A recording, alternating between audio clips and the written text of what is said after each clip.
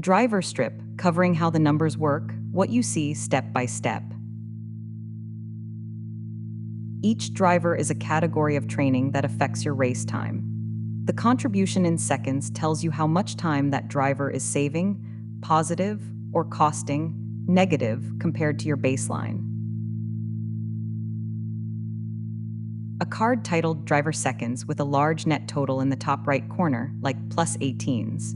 Below are 5 rows, one for each performance driver: aerobic base, threshold density, speed exposure, running economy, and load consistency. Each driver is scored from specific training features. Aerobic base uses rolling distances, 7, 21, 42 days, and zone 1-2 percentages. Strava tells you what you did. Garmin shows your data. PIRX tells you why it happened and what's next. Read the full guide at pirx.ca/docs and start your 14-day free trial today.